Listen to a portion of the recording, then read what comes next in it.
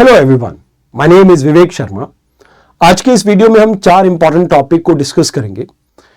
पहले टॉपिक में हम यूनियन बजट के बारे में डिस्कस करेंगे, इसके की टर्म्स को समझेंगे। देन फाइनेंशियल कमीशन के बारे में हम बात करेंगे।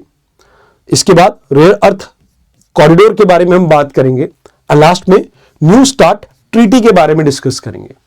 आइए एक एक करके इन आर्टिकल को समझ लेते हैं। सबसे पहले यूनियन बजट के बारे में आपको पता होना चाहिए। ये हर साल आपका फेब मंथ में आता है। अब इसको लाने के पीछे रिस्पॉन्सिबल है आपका आर्टिकल 112, जो कहता है कि भाई यहां पे सरकार के लिए मैंडेटरी है एनुअल फाइनेंशियल स्टेटमेंट को लाना, मतलब बजट वर्ड वहां पे मेंशन नहीं है, जिसमें आपकी गवर्नमेंट बताएगी क्या वो पैसा रिसीव करने वाले हैं और कितना वो इस पे एक्सपेंडिचर करने वाले हैं। अब यहां पे आर्टिकल 113 बात करता है कि डिमांड फॉर ग्रांट, इसके through he consolidated fund of India से पैसा निकाला जा सकता है। And article 110 clause 1 sub clause A ये कहता है कि जो फाइनेंशियल बिल है उसमें आपको डिटेल प्रपोजल देना होगा टैक्सेशन का। एफआरबीएम एक्ट जो है 2003 का, इसमें भी आपको कुछ डॉक्यूमेंटेशन मैंडेटरी है, जैसे मैक्रो इकोनॉमिक फ्रेमवर्क का आपको एक स्टेटमेंट देना होगा, मीडियम टर्म फिस्कल पॉलिसी कम आपका फिस्कल पॉलिसी स्ट्रेटेजी स्टेटमेंट, ये मैंडेटरी रहता है इसमें, जिसमें मैंने आपको बताया था कि भी गवर्नमेंट को अपने एक्सपेंडिचर को एक लिमिट से ज्यादा एक्सपैंड नहीं करना है। अब इसमें कुछ डेफिसिट के बारे में बात की जाती है, जैसे फिस्कल डेफिसिट क्या होता है, total expenditure minus total receipt. इसके बाद रेवेन्यू डेफिसिट क्या होता है कि गवर्नमेंट का रेवेन्यू एक्सपेंडिचर कितना है और वो कितना एक्सीड कर रहा है आपके रेवेन्यू रिसिप्ट से। इफेक्टिव रेवेन्यू डेफिसिट क्या होता है, यहां पर रेवेन्यू डेफिसिट जो है आपका, इसमें से आप माइनस कर देते हैं वो ग्रांट इन एड जो कि कैपिटल एसेट को बनाने में आपने स्पेंड किया है। कैपिटल एसेट वो होते हैं जो जैसे आपने बिल्डिंग रोड्स वगैरह बनाए, वैसी चीजें। प्राइमरी डेफिसिट की बात की जाए तो फिस्कल डेफिसिट में से जब आप इंटरेस्ट पेमेंट को माइनस कर देते हैं, यानी इसमें से जब आप इंटरेस्ट पेमेंट को माइनस कर देते हैं, जो आपने पुराना उधार लिया था उसका इंटरेस्ट जो चुका रहे हैं, तो आपकी नेट बोरोइंग जो है आपने निकाल दी, उसका इंटरेस्ट आपने निकाल दिया, तो उसके बाद गवर्नमेंट का कितना आप ये कह सकते हो कि लाइक डेफिसिट बचा है, उसको शोकेस करता है। इफेक्टिव कैपिटल एक्सपेंडिचर क्या होता है, जहां पे आप कैपिटल एक्सपेंडिचर और ग्रांट इन एड के बारे में बात करते हैं, जो कैपिटल एसेट को फॉर्म करने में यूज होता है। तो गवर्नमेंट ने कहा कि भाई हम फिस्कल डेफिसिट एक्चुअल हमारा 4.8 रहा है 2024-25 के लिए। आने वाले समय में जो हमारा रिवाइज एस्टिमेट है 2025-26 के लिए, वो आपका लाइक आप कह सकते हो कि 4.4% के आसपास रहेगा और 2026 के लिए 4.30 रहेगा। रेवेन्यू डेफिसिट 1.7% है, 1.5 पे लेके आएंगे एंड इसे 1.5 पे ही मेंटेन करेंगे। प्राइमरी डेफिसिट 1.4 है, इसे 0.8 पे लेके जाएंगे एंड 0.7 तक इसे लेके आना है हमें आगे फ्यूचर में। देन इफेक्टिव रेवेन्यू डेफिसिट की बात की जाए तो 0.9 है, 0.60 पे लेके जाएंगे एंड लास्ट में 0.3 तक इसे रिस्ट्रिक्ट करेंगे। अब गवर्नमेंट के पास पैसा आता कहां से और खर्च कहां होता है, तो कहते हैं बोरोइंग हमारी 24% है, फिर उसके बाद इनकम टैक्स से 21% आता है, जीएसटी से 15%, कॉर्पोरेट टैक्स से 14% एंड नॉन टैक्स रेवेन्यू से, यानी आपके जो ड्यूटीज वगैरह स्टैंप ड्यूटीज वगैरह कलेक्ट होती है, उससे 13%। फिर रुपी कहां पर खर्च किया जाता है, एक्सपेंडिचर कहां होता है, तो शेयर जो स्टेट को मिलता है 22%, इंटरेस्ट पेमेंट पे 20%, सेंट्रल गवर्नमेंट स्कीम के अंदर जो आपके जाता है वो 17% एंड डिफेंस के ऊपर 11%। तो यहां आपका पैसा खर्च होता है। अब कहा जाता है कि भाई इसका पास करने का प्रोसेस क्या होता है, बजट प्रेजेंट किया जाता है, फाइनेंस मिनिस्टर बजट के साथ एक स्पीच देती है, देन इसके ऊपर जनरल डिस्कशन होती है पॉलिसी और प्रिंसिपल्स के ऊपर, फिर डिपार्टमेंट रिलेटेड आपकी स्टैंडिंग कमेटी इसको स्क्रूटनाइज करती है, देन उसके बाद वोटिंग पे डाला जाता है ग्रांट्स को एंड देन उसके बाद एप्रोप्रिएशन बिल पास होता है एंड फिर फाइनल फाइनेंस बिल, जिसके बाद आपका एक्चुअल में ये फोर्स में आता है। अब इस साल हमारा क्या रहने वाला है इसको भी हम समझ लेते हैं। हमारा टोटल एक्सपेंडिचर रहेगा 53,47,315 करोड़ रुपीस, जिसमें से कैपिटल एक्सपेंडिचर हमारा 12,000 करोड़ के आसपास रहेगा। इस बार जैसे मैंने आपको कहा फिस्कल डेफिसिट हम मेंटेन करेंगे 4.3% के आसपास and debt to GDP ratio अभी 55% है, इसको रिड्यूस करना है हमने 50% तक लेके आना है। तो यहां पे हम टारगेट यही लेके चल रहे हैं कि 50.1% तक लेके आएंगे बाय 2030। अब इसमें इंपॉर्टेंट चीज ये है, रेवेन्यू बजट क्या होता है?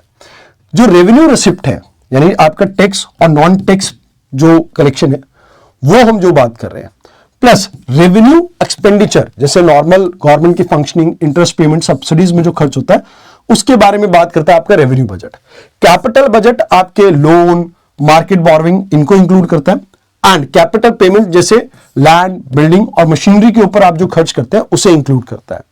अब भारतीय संविधान के अंदर 3 अलग अलग अकाउंट्स के बारे में बात की गई है। एक है कंसोलिडेटेड फंड ऑफ इंडिया, जो आर्टिकल 266 के अंडर गिवन है। जितना भी रेवेन्यू है, लोन जो आप लेके आते हैं, रिकवरीज जो होती है लोन की, वो सब इसी में जाती है और पार्लियामेंट की परमिशन के बिना आप इससे पैसा नहीं निकाल सकते। Contingency fund of India, article 267 इससे डील करता है। यहां पे 30,000 करोड़ का आपका एक फंड, एक आप कह सकते हो कि पर्स प्रोवाइड किया जाता है प्रेसिडेंट को, ताकि कोई अनफोर्सीन एक्सपेंडिचर आ जाए तो उसको ये हैंडल कर ले एंड बाद में पार्लियामेंट से अप्रूवल इसका मिल जाएगा। फिर पब्लिक अकाउंट ऑफ इंडिया आ जाता है आर्टिकल 266(2) के अंडर। अब इसमें गवर्नमेंट के जो ट्रस्ट हैं, जैसे provident fund, small saving schemes वगैरह, उसका पैसा है, पार्लियामेंट का अप्रूवल इसमें नहीं चाहिए होता है। अब बात आती है कि भाई हमारे यहां पर एक एक्सपेंडिचर आता है जो कंसोलिडेटेड फंड ऑफ इंडिया पे चार्जेबल है, नॉन वोटेबल है, डिस्कस किया जा सकता है। जैसे इसमें प्रेसिडेंट की सैलरीज आ गई, फिर आपके चेयरमैन और डिप्टी चेयरमैन राज्यसभा के, इनके लाइक सैलरी आ गई, अलाउंसेस आ गए। स्पीकर और डिप्टी स्पीकर लोकसभा के, इनकी सैलरी और अलाउंसेस आ गए। Then salary, allowance and pension supreme court के जजेस, कैग और सेंट्रल विजिलेंस कमीशन के। एक बात याद रखना, इसमें हाई कोर्ट के जजेस की पेंशन भी इंक्लूड होती है। इंटरेस्ट ऑन और रीपेमेंट ऑफ लोन, ये भी इसी में ऐड होता है। और कोर्ट की डिक्री, यानी कोई ऑर्डर आया, उसके लिए आपको कोई पैसा देना पड़ेगा, तो वो भी यहीं से जाता है। देन आर्टिकल 113 बात करता है कि कुछ ऐसे खर्चे होते हैं, expenditure made from consolidated fund of India, तो इसको डिमांड्स फॉर ग्रांट कहा जाता है और इसको लोकसभा वोट करके पास करती है। तो यहां पे आपको याद रखना है कि भाई अभी हमारा इंटरेस्ट जो है, इंटरेस्ट बर्डन बहुत ज्यादा है, जिसकी वजह से क्राउडिंग आउट इफेक्ट देखने को मिलता है और सोशल वेलफेयर के ऊपर स्पेंडिंग कम हो जाती है। फिर अगर हम बात करें फिलहाल आउटपुट कम मॉनिटरिंग फ्रेमवर्क की बात की जाए, तो ये इंश्योर करता है कि भाई एक्चुअल ग्राउंड लेवल पे क्या रिजल्ट रहा है, तो उसको इंप्लीमेंट करने में थोड़ी प्रॉब्लम रहती है। मतलब हमें यहां पे कोशिश करना है कि अपना इंटरेस्ट जो पेमेंट है उसको रिड्यूस करना है, बोरोइंग कम करे गवर्नमेंट, बट अभी के लिए वो हो नहीं पा रहा है। फिलहाल अगर हम बात करें बायो फार्मा शक्ति की, ये एक स्कीम नई लॉन्च की है। 10,000 करोड़ इसमें इन्वेस्ट किए जाएंगे अगले 5 साल के लिए, ताकि डोमेस्टिक इकोसिस्टम बिल्ड कर सके बायोलॉजिक्स के लिए और बायोसिमिलर के लिए। बायोलॉजिक्स क्या होते हैं? जहां पर आप ये कह सकते हो कि बायो फार्मास्यूटिकल और मेडिसिन बनाते हो बायोलॉजिकल मटेरियल से, सच एज प्रोटीन, शुगर और जेनेटिक मटेरियल, ह्यूमन, एनिमल या माइक्रो ऑर्गेनिज्म से जो भी आता है वो। बायोसिमिलर आपकी मेडिकेशन है जो क्रॉनिक डिजीज के लिए यूज की जाती है। अब ये सिमिलर वैसी ही मेडिकेशंस होती है जो लिविंग बीइंग से या लिविंग ऑर्गेनिज्म से बनाई जाती हैं। फिर इंडियन सेमीकंडक्टर मिशन की बात की जाए तो इक्विपमेंट्स बनाने के लिए मटेरियल और फुल स्टैक इंडियन आईपी को क्रिएट करने के लिए इसमें भी पैसा डाला जाने की बात की गई है। अब इंडियन जो इंटरनेट प्रोटोकॉल एड्रेस है वो एक यूनिक नंबर होता है जो कि एक डिवाइस को असाइन किया जाता है जो इंडियन इंटरनेट से कनेक्ट होता है, तो इसको लेके यहां पर बात की गई है। देन भारत विस्तार की बात की जाए तो मल्टीलिंगुअल एआई टूल हम इंटीग्रेट करेंगे एग्री स्टैक के साथ। ये डिजिटल फाउंडेशन है जहां पर आपकी सभी गवर्नमेंट और बाकी स्टेक होल्डर्स आते हैं और एग्रीकल्चर को इंप्रूव करने के ऊपर फोकस है ताकि बेटर आउटकम आ सके और फार्मर्स को इससे बेनिफिट मिल सके। देन स्मॉल मीडियम एंटरप्राइजेस की बात की जाए 10,000 करोड़ इनके लिए भी अलग से निकाला गया ताकि लाइक इनको फ्यूचर के लिए रेडी किया जा सके। Animation, visual effects, gaming, comics, इस तरह की हम कंटेंट क्रिएटर लैब क्रिएट करेंगे जिसमें 15,000 से करीब आपके स्कूल्स में लैब क्रिएट की जाएंगी और 500 के करीब कॉलेजेस के अंदर भी ऐसी क्रिएटिविटी को प्रमोट किया जाएगा। फिर रेयर अर्थ कॉरिडोर के बारे में हम थोड़ी देर में डिस्कस करेंगे जो कि एस्टैब्लिश किया जाएगा उड़ीसा, केरला, आंध्र प्रदेश और तमिलनाडु में। एंड टू एंड कनेक्टिविटी वहां पर लेके आएंगे। तो ये आपका एक प्रैक्टिस क्वेश्चन है एंड ये आपकी एक्सरसाइज। अब बात करते हैं फाइनेंस कमीशन की।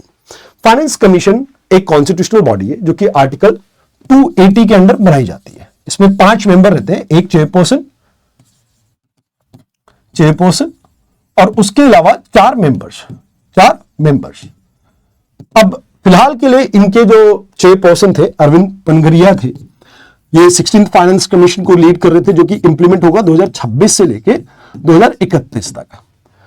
तो इन्होंने सेंटर स्टेट के बीच में पैसा डिवाइड करना था और सेंटर स्टेट के बाद स्टेट्स के बीच में पैसा डिवाइड करना था और ग्रांट इन एड के लिए भी फॉर्मूला देना था। तो अभी इन्होंने जो आप ये कह सकते हो कि सेंटर और स्टेट के बीच में पैसों का बंटवारा था, उसको लेके वर्टिकल जो आपका डिवोल्यूशन था पैसों का, उसको चेंज नहीं किया है, 41% ही रखा है। बट यहां पर इन्होंने फॉर्मूला के अंदर कुछ चेंजेस किए, जैसे पॉपुलेशन की वेटेज अभी 17.5% कर दी है, जो कि पहले 15 थी। डेमोग्राफिक परफॉर्मेंस की जो वेटेज थी उसे 10 कर दिया, जो कि पहले 12.5% थी। उसके अलावा एरिया की जो वेटेज है उसे रिड्यूस कर दिया गया, 10% पे लेके आया गया है। इनकम डिस्टेंस की बात की जाए तो यहां पे इसकी भी वेटेज को रिड्यूस किया गया है और फॉरेस्ट कवर की वेटेज को एज इट इज रखा गया है। ओवरऑल यहां पे किसी भी तरह का जो पहले हमारा फॉर्मूला चल रहा था 41%, यानी 41 पैसा आपका 1 रुपए में से स्टेट के पास जाएगा और बाकी 59 जो है वो सेंटर के पास जाएगा, वो वैसे का वैसे ही रखा है। बिकॉज इन्होंने कहा कि फिर डिफेंस और आपकी स्कीम्स के ऊपर असर पड़ेगा, तो वो चेंज नहीं कर सकते। हाँ, ग्रांट इन एड की बात की जाए तो इस बार 1.4 लाख करोड़ रुपीस रखे जाएंगे urban local bodies, rural local bodies और डिजास्टर मैनेजमेंट के लिए। अब कहा जा रहा है कि भाई देखो, इसमें जो ये इन्होंने फॉर्मूला चेंज किया तो सदर्न स्टेट केरला, तमिलनाडु, तेलंगाना, आंध्र प्रदेश, कर्नाटका, इनको फायदा मिलेगा एंड कहीं ना कहीं एक फिस्कल प्रेडिक्टेबिलिटी आएगी। बट एक चीज का कंसर्न इन्होंने रेज किया है कि भाई सेंट्रल गवर्नमेंट सेस से पैसा बहुत ज्यादा कलेक्ट करता है, तो पहले जो पैसा डिवाइड होता था 100 रुपए में से ऐसा होता था कि 11 रुपए के करीब सेस चला गया, तो 89 रुपीज आपके पास अवेलेबल था और 89% में से, मतलब 89 रुपीज में से सेंट्रल स्टेट में आपका पैसा डिवाइड होता था। अब ये ऑलरेडी श्रिंक होके आपके 74 से 80% आ चुका है। तो सेस और सरचार्ज के लिए इन्होंने कहा कि भाई कैपिंग करने की बहुत जरूरत है। More over performance link incentive के अंदर आप आगे चलकर कहीं ना कहीं climate resilience and digital infrastructure के माइलस्टोन को भी ऐड कर सकते हो।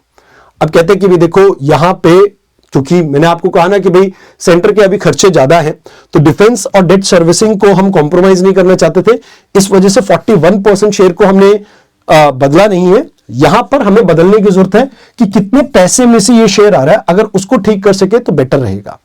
तो यहां पे आपको इसके बारे में यही याद रखना था।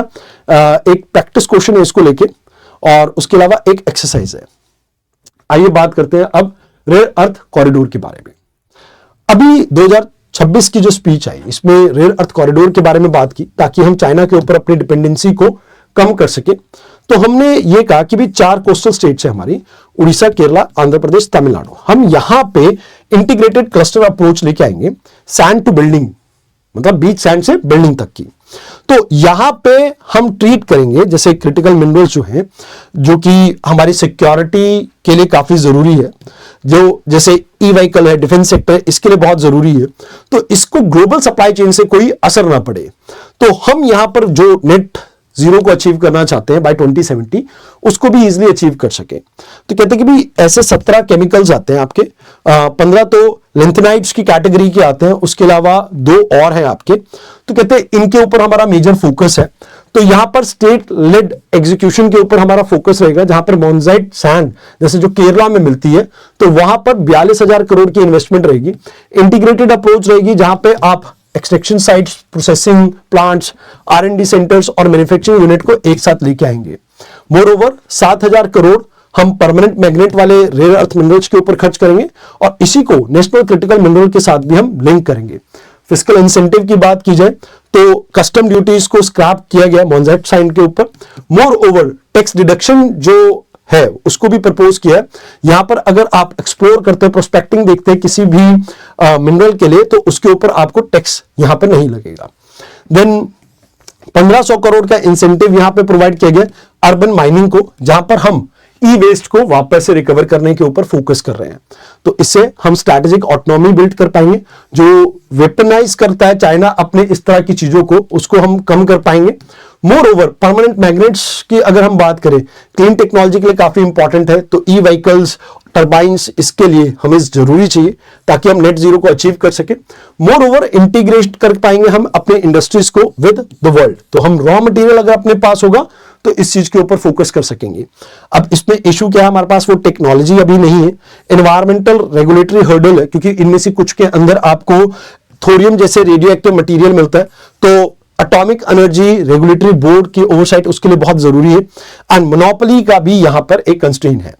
तो कहा जाता है वैसे तो गवर्नमेंट ने खनिज विदेश लिमिटेड एक ऑर्गेनाइजेशन बनाई है जो कि ऑस्ट्रेलिया, वियतनाम और इवन अर्जेंटीना जैसे देशों में जिन्होंने माइनिंग सिक्योर की है। मोर ओवर टेक्नोलॉजी ट्रांसफर के ऊपर भी हमारा फोकस है, जिसमें मिनरल सिक्योरिटी पार्टनरशिप के ऊपर हम फोकस कर रहे हैं ताकि चाइना को हम बाईपास कर सके। एंड डोमेस्टिक ऑफटेक के बारे में भी गवर्नमेंट सोच रही है, जहां पर हम प्रोड्यूस कर सके मैग्नेट्स को खुद की मार्केट के लिए। तो यहां पे इसके ऊपर ये आपके exercise practice question and last में मेंस का प्रैक्टिस क्वेश्चन। अब बात करते हैं आज के आखिरी आर्टिकल की। देखो, अभी यूएस और रशिया के बीच में एक ही ट्रीटी बची हुई थी जो आने वाली 5 फरवरी को खत्म हो जाएगी। That was new start treaty, cold war era की आखिरी ट्रीटी। अब ये जो न्यू स्टार्ट ट्रीटी है, इसके बाद एक ट्रीटी वैक्यूम आ जाएगा, बिकॉज कोल्ड वॉर एरा के जो लास्ट पिलर था अब वो भी गिर जाएगा, जहां पर आप आर्म कंट्रोल को अब शायद उतनी अच्छे से रोक नहीं पाएंगे। तो कहते हैं कि अब यहां पर 3 मेजर प्लेयर हैं, अमेरिका, रशिया और चाइना। तो चाइना को भी इसमें इंक्लूड करना चाहिए और न्यूक्लियर ट्रायलेमा यहां पर जो एग्जिस्ट करता है इसको डिफ्यूज करने की जरूरत है। तो कहते हैं कि भी इसमें एक लिमिट थी कि आप 1550 डिप्लॉयड वॉरहेड्स को यूज कर सकते हैं एंड 700 से ज्यादा डिप्लॉयड डिलीवरी व्हीकल्स को आप नहीं बना सकते।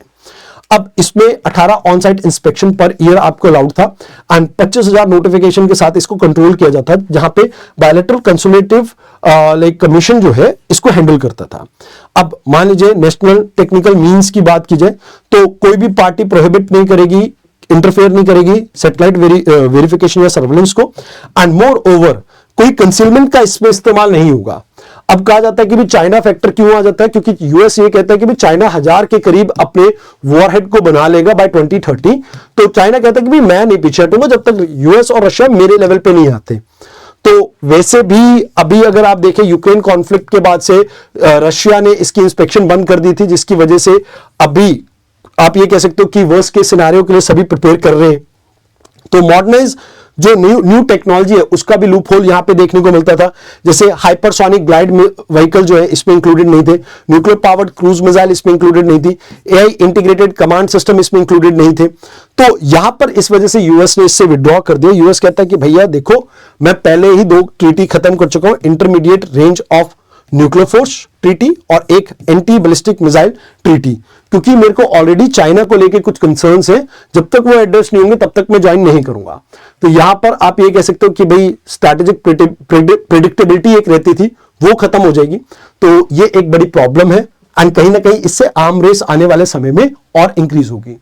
तो फिलहाल के लिए ये आपका प्रैक्टिस क्वेश्चन है, ये एक्सरसाइज है और ये मेंस का प्रैक्टिस क्वेश्चन। तो आज के लिए इतना ही था। आई होप आपको डिस्कशन अच्छी लगी हो। कल एक नई डिस्कशन के साथ फिर से मिलते हैं, तब तक के लिए धन्यवाद।